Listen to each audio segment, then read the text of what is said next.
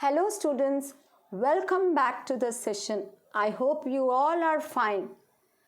Today we will understand the third chapter from our supplementary text, that is the desert. Let us know about the desert.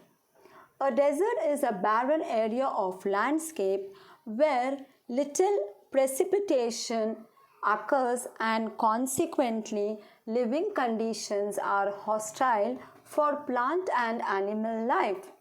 The lack of vegetation exposes the unprotected surface of the ground to the processes of denudation.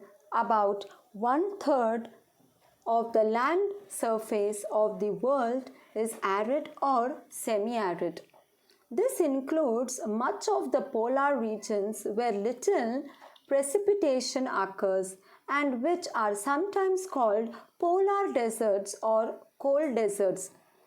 Deserts can be classified by the amount of precipitation that falls, by the temperature that prevails, by the causes of desertification, or by their geographical locations.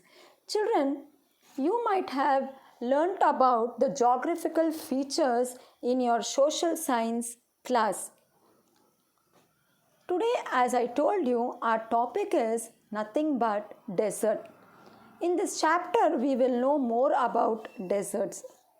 Those of us who live in regions covered with forest and surrounded by hills may find it difficult to imagine what a desert is really like. The popular belief about a desert and it being a tropical garden. Many people who live in areas surrounded by forest and hills believe that deserts to be vast areas of sand where no rain falls and therefore it is hot and dry.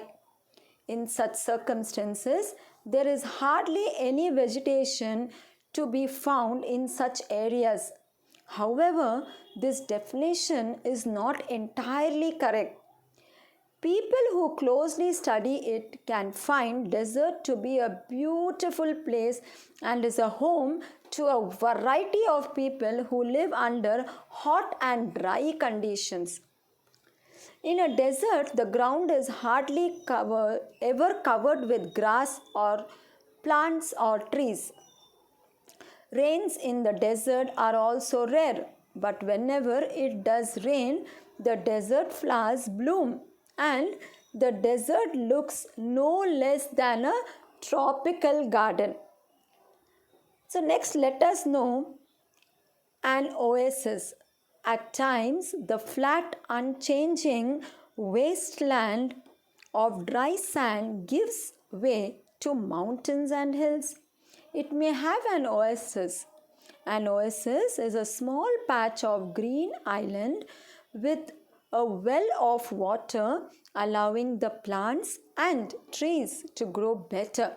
A desert may be hot like the Thar Desert or cold like Ladakh, but usually it is believed that any place that has little or no water and vegetation is called a desert.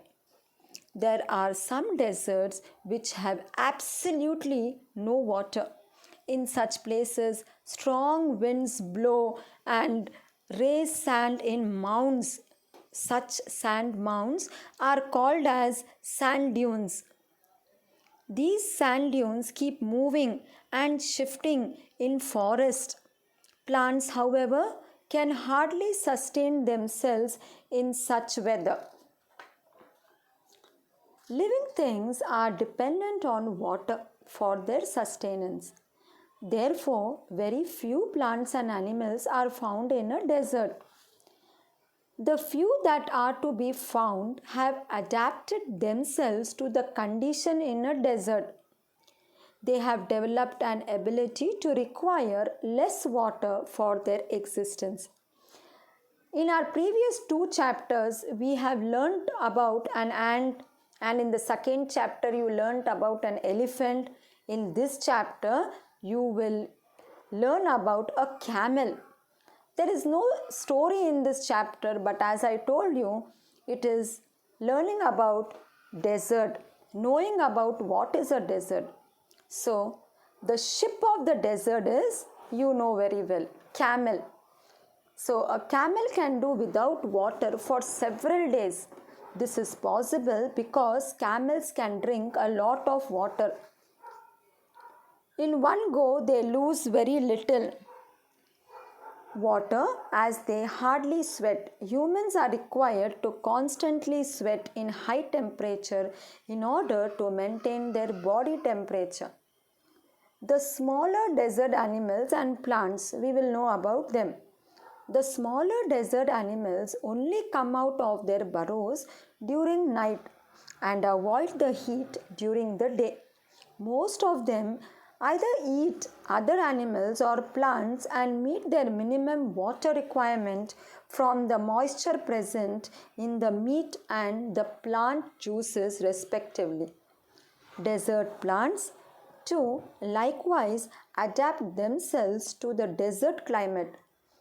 For instance, a cactus can store water in its thick stems. In humid climates, the moisture in the atmosphere casts a protective blanket on the earth. In deserts, this protective blanket is not there because of the occasional rains. Therefore, the deserts heat up rapidly during the day and cool off rapidly during the night. However, despite the harshness of the climate, the deserts are an important part of nature. So, children, this was the chapter about the desert.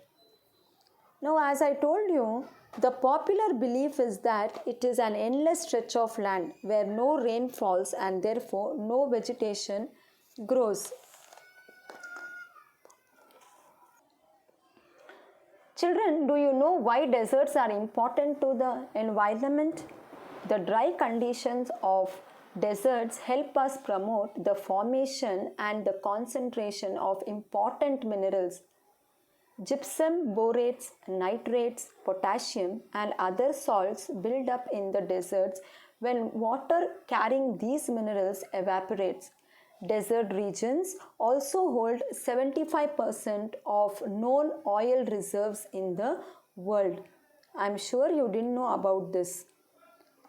So, what are the other facts and information about these deserts?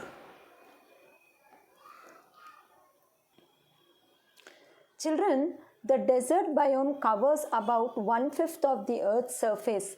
This biome has a layer of soil that can either be sandy, gravy, or stony depending on the type of desert. The four main types of deserts include hot and dry deserts, semi-arid deserts, coastal deserts, and cold deserts.